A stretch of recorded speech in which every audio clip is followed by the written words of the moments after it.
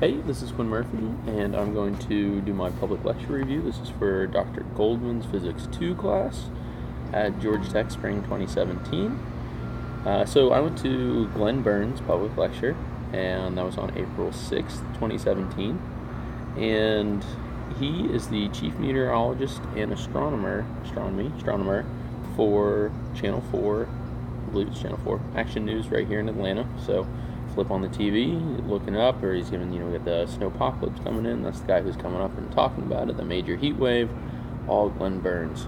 So he was kind of an interesting guy. He's not, I think, a typical Georgia Tech guest lecturer because he spoke more about his journey in terms of how he became a successful chief meteorologist here in Atlanta at a large station versus a lot of the other stuff that we have is more physics and actual really kind of the nitty gritty of being an engineer or an astronomer or physicist, anything along those lines.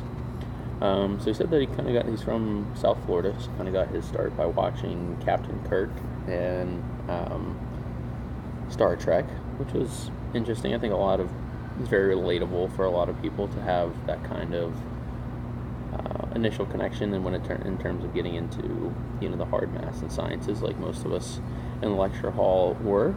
And he went to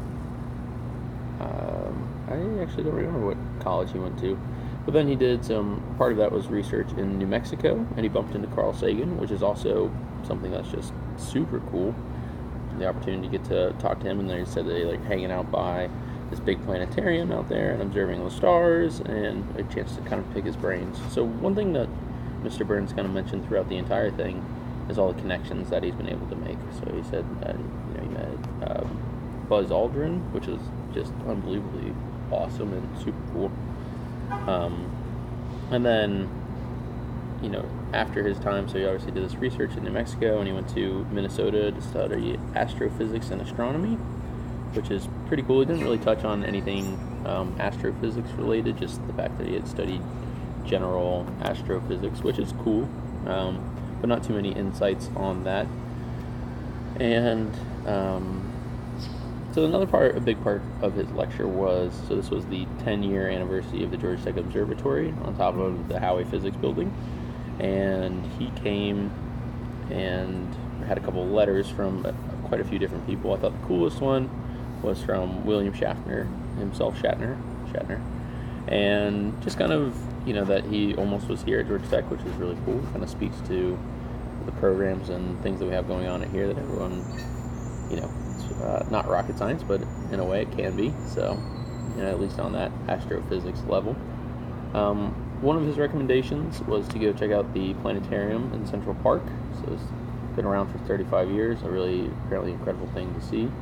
And then the main part that he actually kind of lent his expertise to was talking about the solar system and his opinions on, quite a few different habitable planets and that kind of stuff. He seemed very, very interested and intrigued by talking about life in outer space, and was very determined or very persuaded that we were going to reach those. So the first one, he said the 7 exoplanets in a habitable zone. They said that was 40 light years away, and then a lot of people were dissuaded from that, and he seemed confident that it was very possible, even though 40 light years away is incredibly long time. So and then he talked about Tabby Star. He thought that was incredibly interesting. The Pillars of Creations, and then what James Webb was going to do in 2018 were all things that he seemed very intrigued by, not necessarily perplexed, but excited about. And then again, life outside the solar system, he really believes that it's there, that it's going to be found, that the next 10 years are going to be incredibly interesting, and that from his background in getting his master's degree in astrophysics in Minnesota, and doing his talking to all these people during his research in New Mexico, and just kind of as his time as a chief meteorologist, it was pretty interesting. I'd say overall. So at the end, he had this really cool kind of passable mic. It was like a big foam box, and you could throw it anywhere, and then people could speak into it. And a lot of people asked him questions about astrophysics or what his favorite thing was, and he just said that he was kind of intrigued by it and didn't really lend himself to any specific answers. So I think that part of being a meteorologist for the last 35 years will get you a little bit out of the game. I mean, looking at the stars, and talked about how he bought his grandson a telescope and kind of studying more of the astronomy thing. I think is really cool. But again, I was kind of hoping for a little more nitty gritty physics or specific theories that he really appreciated or anything like that. But it didn't really, lend itself to that. And then also at the end, it seemed like there was quite an eclectic mix. So normally at the public lectures I've been to in the past are all students, and they have some professor or a physician of some sort come in and explain some, physics anomaly or something that's really interesting. I know like the one I went to in Physics 1 was the physics of breakfast. They talk about like scrambling the proteins with your scrambled eggs and all that kind of stuff, and how it kind of gives you that spongy ability, and then like the coffee ring. Anyway, but so I think that having Mr. Birns was more like having a celebrity around, which was really cool. He knew a lot of people. There were a lot of older folks and teachers and other people who just really wanted to see him in the auditorium, as opposed to strictly all students.